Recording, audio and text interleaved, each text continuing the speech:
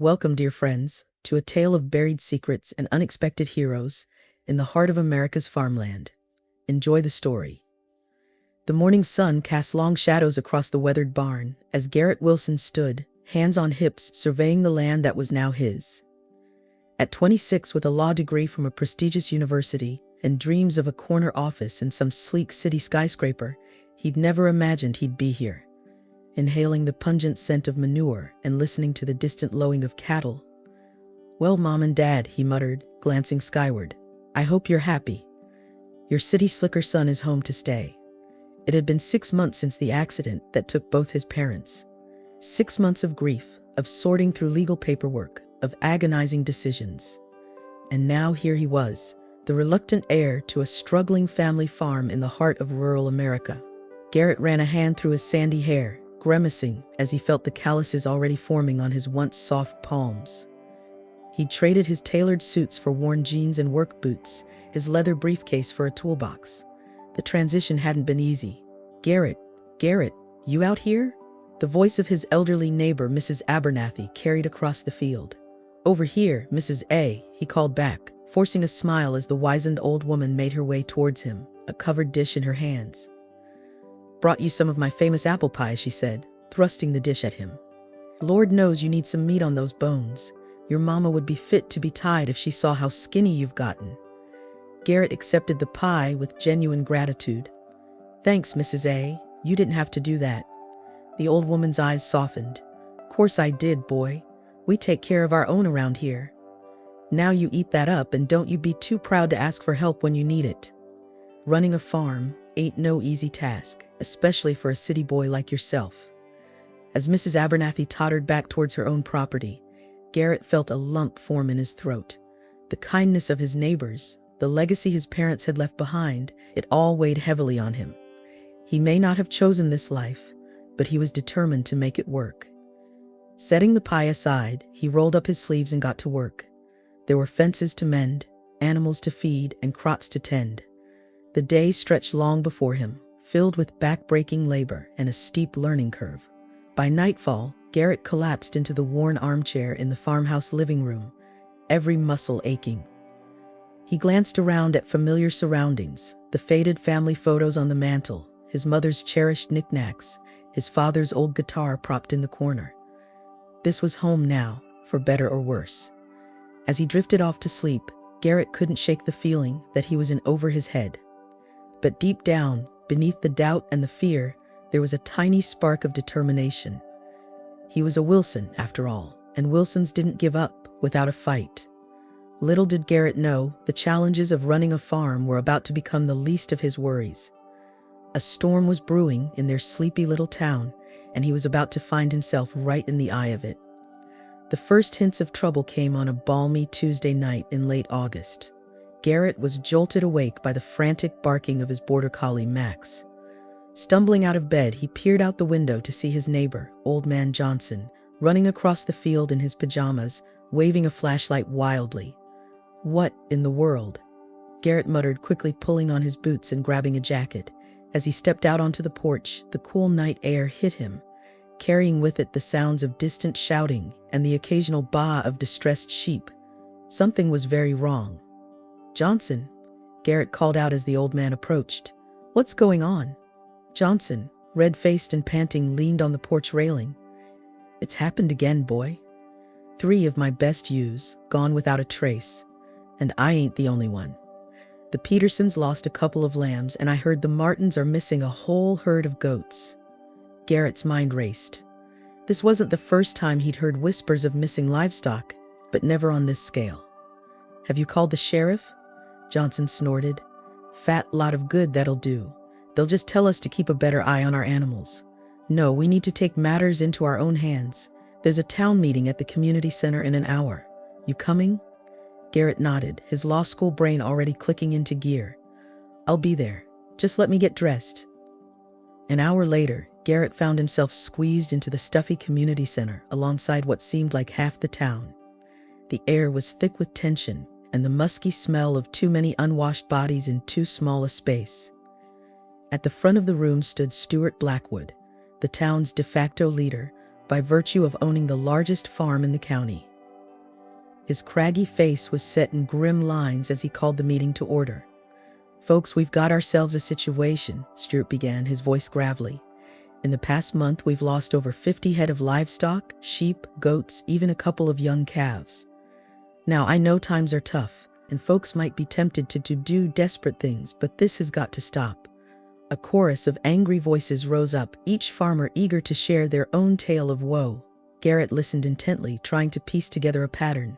The thefts always happened at night, always without a trace, no blood, no signs of struggle. It was as if the animals simply vanished into thin air. "What about Pete?" someone shouted from the back. "Ain't it his job to watch the herds?" All eyes turned to Pete Murphy, the town's longtime shepherd, who was slumped in a corner, nursing what was clearly not his first drink of the evening. Pete's bleary eyes widened as he realized he was the center of attention. "Now see here," he slurred, struggling to his feet. "I ain't seen nothing out of the ordinary. Animals wander off sometimes, that's all. Ain't my fault if you can't keep track of your own stock." The room erupted into chaos, with several farmers lunging towards Pete. Garrett found himself stepping between the angry mob and the drunken shepherd, his lawyer instincts kicking in. "Hold on, everyone," he shouted, raising his hands. "This isn't helping. We need a plan, not a witch hunt." Stuart nodded approvingly at Garrett. "The boy's right. Now I've been in touch with Frank Harding. He's agreed to do some night patrols, see if he can't catch our thief in the act." A murmur of approval rippled through the crowd. Frank was a renowned hunter, known for his tracking skills and sharp eye. If anyone could solve this mystery, it was him. As the meeting broke up, Garrett couldn't shake a feeling of unease. Something about this whole situation didn't add up. Animals didn't just disappear without a trace, and no ordinary thief could pull off so many heists without leaving some kind of evidence. Walking home under the star-studded sky, Garrett made a decision. He'd keep his own vigil, watch his own property. Because deep down, he had a feeling that whatever was happening in their sleepy little town was just the beginning of something much bigger and much more dangerous. Frank Harding was a man of few words and fewer friends. He preferred the company of trees to people, and the only time he felt truly alive was when he was on the hunt. So when Stuart Blackwood approached him about tracking down the mysterious livestock thief, Frank saw it as just another challenge to conquer. On a moonless night in early September, Frank set up his stakeout at the edge of the forest that bordered the town's farmland. Armed with his trusty rifle and years of experience, he was confident that no man or beast could slip past him undetected. Hours passed in tense silence. The night air was thick with the chirping of crickets and the occasional hoot of an owl. Frank's keen eyes scanned the darkness, looking for any sign of movement. Just as the first hints of dawn began to lighten the eastern sky, Frank saw it, a shadowy figure moving with unnatural grace along the tree line. His heart began to race as he raised his rifle, peering through the scope. But what he saw through that lens made his blood run cold. The figure was humanoid, but something about its movements was off. It looked along on all fours one moment, then rose to walk on two legs the next, and its eyes, when they caught the faint light of Frank's scope, glowed an eerie, unnatural green. Frank's finger trembled on the trigger. In all his years of hunting, he'd never seen anything like this. Was it a man, a beast, or something else entirely? Before he could make a decision, the creature turned and looked directly at him. A low, guttural sound, not quite a growl, not quite a moan, echoed through the trees. And then, in the blink of an eye, it was gone, melting into the shadows as if it had never been there at all. Frank sat frozen for several long minutes, his heart pounding in his ears. When he finally found the courage to move, he packed up his gear with shaking hands and headed straight for the nearest bar. By noon, the whole town was buzzing with Frank's tale. Some dismissed it as the ramblings of a man who'd had too much to drink. Others crossed themselves and muttered about demons and monsters. But everyone agreed on one thing. Whatever was out there in the night, it wasn't human. Stuart Blackwood listened to Frank's story with a furrowed brow, his weathered face betraying no emotion. When Frank finished, Stuart simply nodded and said, "Thank you for your service, Frank. We'll take it from here." But as Frank stumbled out of Stuart's office, he couldn't shake the feeling that he'd just opened a Pandora's box. one that might swallow their entire town whole. Meanwhile, across town, Garrett Wilson sat at his kitchen table, poring over maps of the area and jotting down notes. He'd heard Frank's story, of course. Everyone had. But unlike most of his neighbors, Garrett wasn't willing to chalk it up to superstition or alcohol-induced hallucinations. There was a rational explanation for what was happening. He was sure of it, and he was determined to find it, no matter what it took. As the sun set on another day in their troubled town, Garrett made his way out to the barn, a set of newly purchased security cameras tucked under his arm. If there was a thief out there, human, animal, or otherwise, he was going to catch them in the act. Little did he know, his amateur sleuthing was about to uncover a secret that would shake their community to its very core. Garrett wiped the sweat from his brow as he secured the last security camera to the corner of the barn. The late summer heat was stifling, even as the sun began to set, painting the sky in brilliant shades of orange and pink. "You're wasting your time, city boy," a gruff voice called out. Garrett turned to see Bill Thompson, one of the local farmhands, leaning against a fence post with a smirk on his weathered face. "If old Frank couldn't catch whatever's out there, what makes you think your fancy gadgets will do any better?" Garrett bit back a sharp retort. He'd been hearing variations of this sentiment ever since he'd announced his plan to set up surveillance. The townsfolk seemed to view his efforts as a combination of naive optimism and city-bred arrogance. Instead, he forced a smile. "Maybe not, Bill, but it can't hurt to try, right?" Bill shrugged, pushing off from the fence. "Suit yourself. Just don't come crying when your cameras get stolen too. Whatever's out there, it ain't natural, and no machine's gonna catch it." As Bill ambled away, Garrett felt a flicker of doubt. Was he being foolish? Maybe the locals were right. Maybe there was something supernatural at work here. He shook his head, banishing the thought. No, there had to be a logical explanation, and he was going to find it. That night, Garrett sat in front of his laptop, multiple windows open showing live feeds from each of his cameras. His eyes burned from the strain of staring at the screen, but he was determined not to miss a thing. Hours ticked by. Midnight came and went. Garrett's head began to nod, his eyelids growing heavy. A sudden movement on one of the screens jolted him awake. There, at the edge of the forest, a figure was moving. Garrett leaned in, his heart racing. The image was grainy, the lighting poor, but he could make out a human shape, moving with an odd, loping gait. "Got you," Garrett whispered, his fingers flying over the keyboard as he zoomed in and adjusted the contrast. For a moment, the figure turned, seeming to look directly at the camera. Garrett's breath caught in his throat. The face was mostly hidden in shadow, but he could have sworn he saw a flash of something. Fear? Desperation? And then, as quickly as it had appeared, the figure was gone, melting back into the darkness of the forest. Garrett sat back, his mind whirling. It wasn't a monster or a demon. It was a person. But who? And why were they skulking around in the middle of the night? He played the footage back, analyzing every frame. There was something familiar about the way the figure moved, something that nagged at the back of his mind. But try as he might, he couldn't place it. As dawn broke, Garrett finally tore himself away from the computer. He had proof now, proof that the thief was human. But somehow, that revelation only deepened the mystery. He stumbled to bed, his dreams filled with shadowy figures and glowing eyes. Little did he know, his nocturnal visitor was about to become much more than just a fleeting image on a screen. The following night, Garrett was ready. He'd spent the day reviewing the footage, making notes, and preparing for another stakeout. This time, he wasn't going to let the mysterious figure slip away. As darkness fell, Garrett positioned himself near the barn, hidden from view but with a clear line of sight to the forest's edge. His heart pounded with anticipation, every rustle of leaves making him jump. Hours passed. The moon rose and set. Garrett's muscles ached from staying in one position for so long, but he refused to move. His patience was finally rewarded just before dawn. A flicker of movement caught his eye. There, emerging from the shadows of the trees, was the figure from the night before. In the dim pre-dawn light, Garrett could make out more details. It was definitely human, probably male, and moving with a cautious, almost fearful gait. Adrenaline surged through Garrett's veins. This was it. He had to act now. Taking a deep breath, he burst from his hiding spot, shouting, "Hey, stop right there!" The figure froze for a split second, then turned and bolted back towards the forest. Garrett gave chase, his long legs eating up the distance between them. The pursuit was chaotic.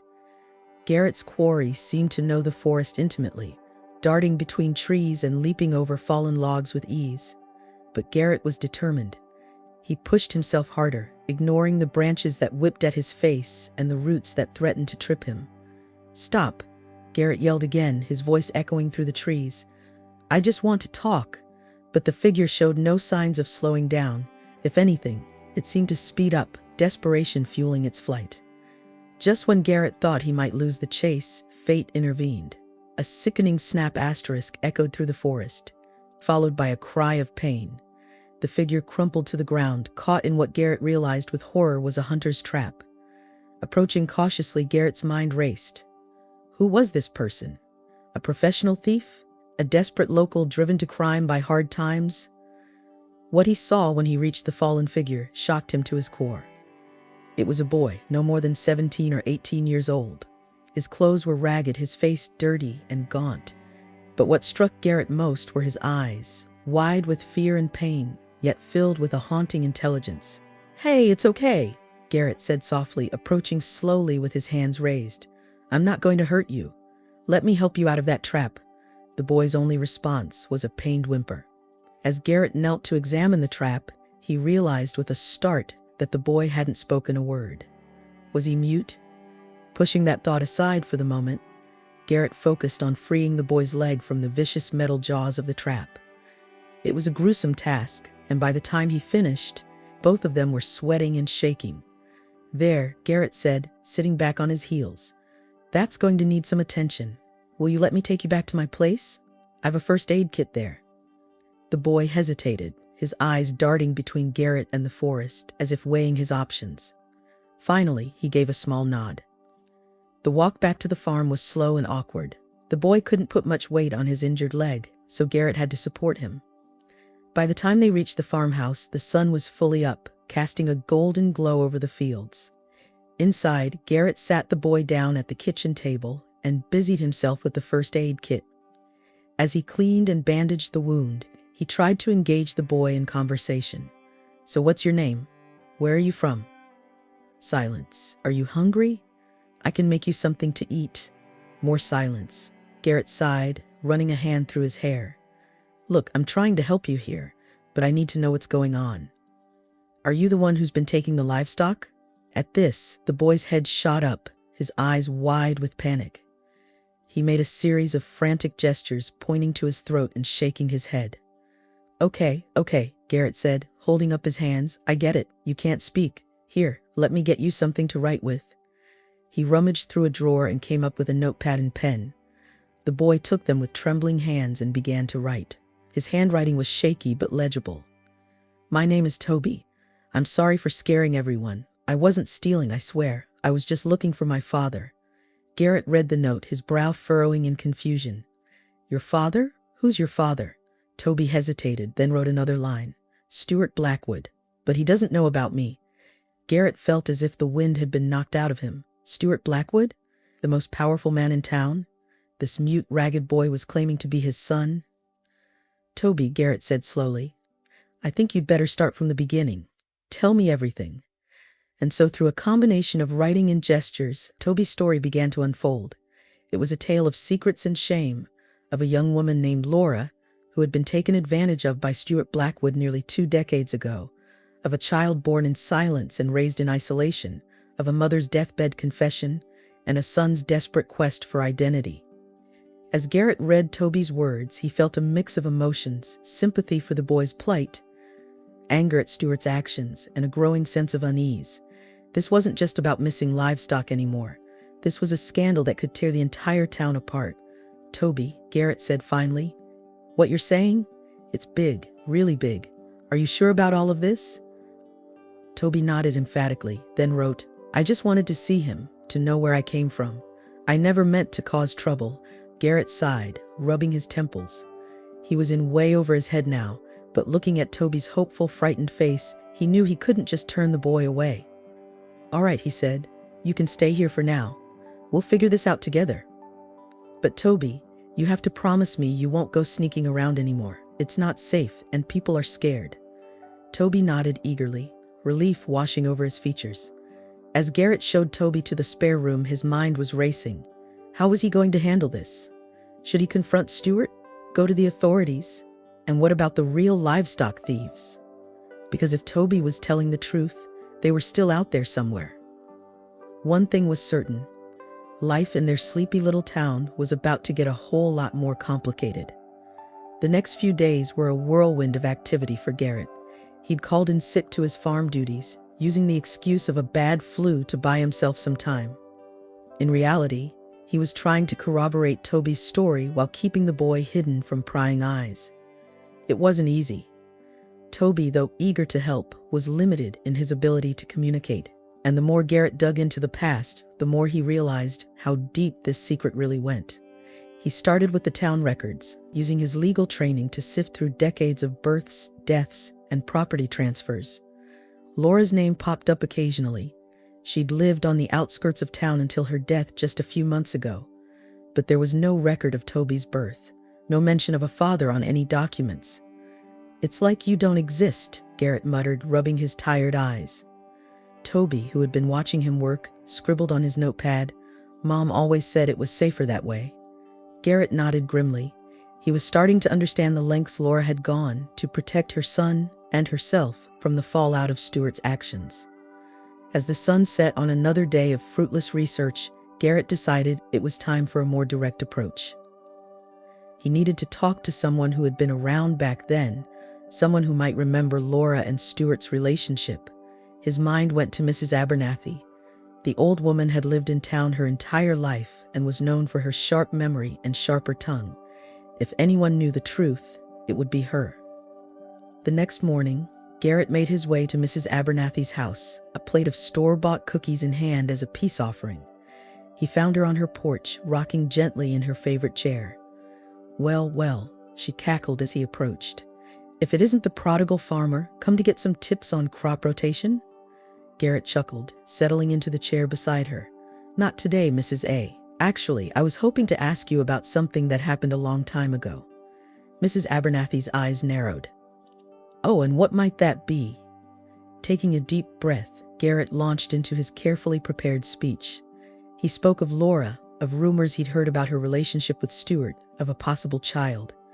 He watched Mrs. Abernathy's face carefully as he talked, noting the flicker of recognition in her eyes. When he finished, the old woman was silent for a long moment.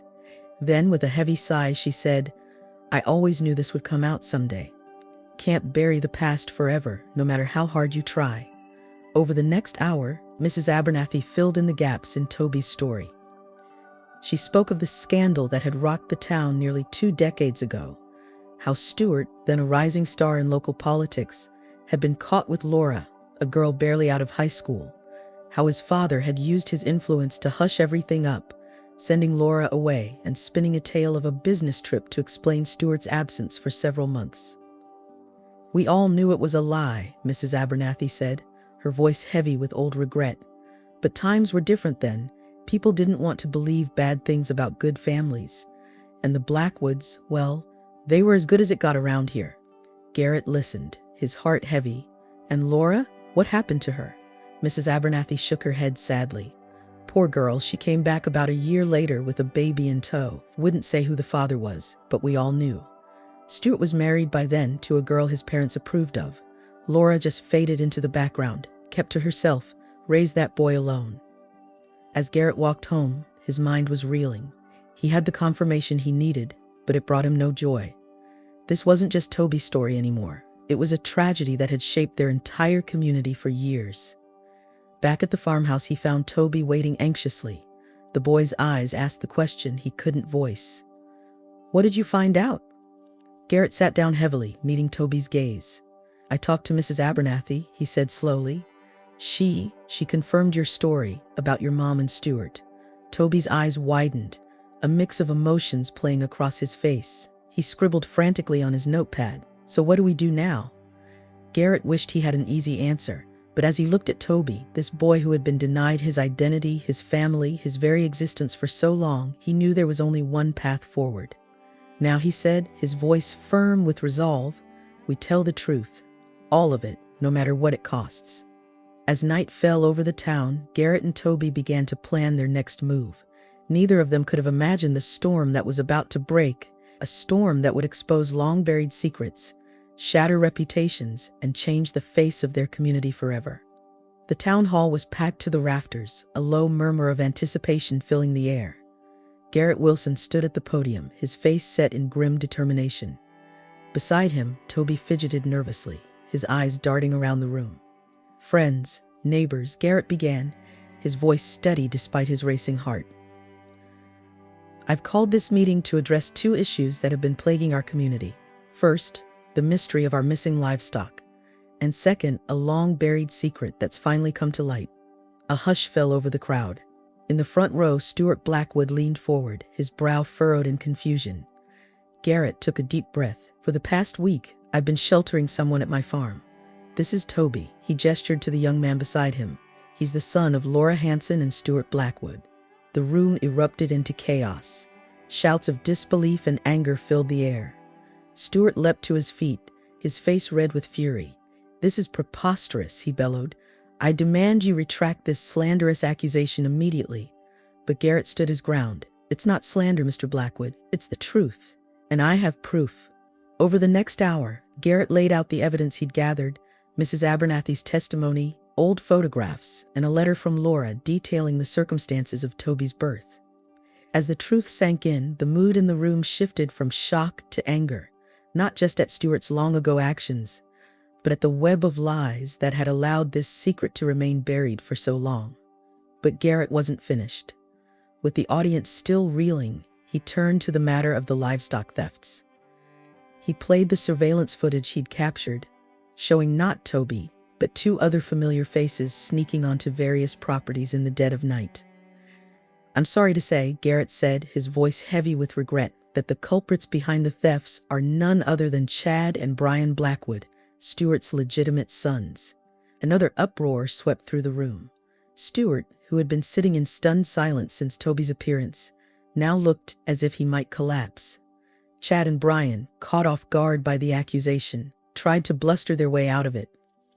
But faced with Garrett's evidence and the town's collective anger, they eventually broke down and confessed. They'd been stealing and selling the animals to fund their partying lifestyle, counting on their father's influence to keep them safe from suspicion. As the meeting dissolved into heated arguments and tearful recriminations, Garrett made his way to Toby's side. The boy stood alone, watching the chaos unfold with a mixture of awe and trepidation. "You okay?" Garrett asked softly. Toby nodded, then scribbled on his ever-present notepad. "What happens now?" Garrett squeezed his shoulder. "Now we make sure justice is served, and you stay with me if that's what you want." Toby's eyes lit up. He nodded vigorously, relief washing over his features. As the town grappled with the revelations, decisions were made swiftly. Chad and Brian were arrested, facing charges of theft and animal cruelty. Stuart, his reputation in tatters, agreed to step down from his position of authority in the town. And Toby, the boy who had lived his entire life in the shadows, found himself suddenly in the light, accepted, protected, and finally home. A year had passed since the fateful town hall meeting that had turned their community upside down. The initial shock and anger had given way to a process of healing and reconciliation, though the scars still ran deep. Chad and Brian Blackwood had been sentenced to 5 years in prison, with an additional requirement to pay restitution to the farmers they had stolen from. Stuart, stripped of his power and influence, had retreated from public life, spending his days in quiet reflection on the choices that had led him to this point. As for Garrett and Toby, they had settled into a comfortable routine on the Wilson farm. Garrett had officially become Toby's legal guardian, and the bond between them had grown stronger with each passing day. On a warm September morning, Garrett stood in his field, surveying the golden waves of wheat rippling in the breeze. A sense of pride and contentment washed over him. This was where he belonged, he realized. Not in some city law firm, but here, with his hands in the soil and his heart in the community. admiring your handiwork," a feminine voice called out. Garrett turned to see Hannah Reeves approaching, a smile on her sun-kissed face. Hannah was the county's new agricultural advisor, brought in to help modernize their farming practices. She and Garrett had been working closely over the past few months, and their professional relationship had slowly blossomed into something more. "Just thinking about how far we've come," Garrett replied, reaching out to take her hand. Hannah nodded, her eyes scanning the horizon. "It's pretty amazing. A year ago, this place was falling apart. Now look at it." As if on cue, they spotted Toby making his way across the field, his arms full of fresh vegetables from the garden he'd started as part of his homeschooling project. The boy had flourished under Garrett's care, his initial shyness giving way to a quiet confidence. Toby waved excitedly as he approached. Though still mute, he had developed a rich vocabulary of gestures and expressions that made communication easy for those who knew him well. "Looks like someone's been busy," Hannah said warmly as Toby proudly displayed his harvest. Toby nodded, then pulled out his notepad to scribble. "I'm making ratatouille for dinner. Will you stay?" Hannah glanced at Garrett, who smiled and nodded. "We'd love to," she said. As they walked back to the farmhouse together, Garrett felt a sense of contentment wash over him. This makeshift family they'd created, him, Toby, and now Hannah, was unexpected, but deeply cherished. Inside, as they prepared dinner together, the conversation flowed easily. Toby shared his excitement about an upcoming science fair project, while Hannah regaled them with tales of her latest adventures in agricultural innovation. As they sat down to eat, Garrett looked around the table and cleared his throat. "I'd like to propose a toast," he said, raising his glass to new beginnings, second chances, and the family we choose. "To family," Hannah echoed, while Toby's silent nod spoke volumes. After dinner, as Toby cleared the dishes, insisting it was his turn, Garrett and Hannah took a walk around the property. They stopped at the old oak tree that marked the boundary of the Wilson farm, its gnarled branches a testament to years gone by. "You know," Hannah said softly, leaning into Garrett's side, "when I first got assigned to this town, I thought it would be a career dead end. Just a bunch of set-in-their-ways farmers, resistant to change." Garrett chuckled. "And instead? Instead, I found a community that's been through hell and back, but came out stronger for it. I found people willing to face hard truths and work towards something better." She turned to face him, her eyes shining. "And I found you and Toby." Garrett's heart swelled. He took both of Hannah's hands in his. "Hannah, I love you. This past year has been a whirlwind, and I don't know what I would have done without you by my side. Will you marry me? Be a part of this family we're building?" Hannah's eyes widened in surprise, then crinkled with joy. "Yes," she breathed. "Yes, of course I will." As they sealed their engagement with a kiss, Garrett felt as though his life had come full circle. He'd come back to this farm reluctantly, a city boy playing at being a farmer. Now, he couldn't imagine being anywhere else. Back at the house, they shared their news with Toby. The boy's face lit up with joy, and he threw his arms around both of them in a tight hug. As the evening wound down, Garrett found himself on the porch, watching the fireflies dance in the gathering dusk, Toby by his side. "You know," Garrett said quietly, "your mom would be proud of you, Toby, and I hope you know that I'm proud of you too." Toby nodded, his eyes glistening with unshed tears. He scribbled quickly on his notepad. "I'm happy here, with you and Hannah. This is home." Garrett felt a lump form in his throat. "That's right, buddy. This is home. And we're family, now and always." As Hannah joined them on the porch, the three of them settled in to watch the stars come out, their conversation a comfortable mix of reminiscence and plans for the future. Garrett looked at Toby, this boy who had come into his life so unexpectedly and changed everything. He thought about Hannah and the life they were going to build together. And he thought about the town, slowly healing from the wounds of the past and moving towards a brighter future. It hadn't been an easy journey, but sitting here now, Pat, surrounded by love and the promise of a bright future, Garrett knew it had all been worth it.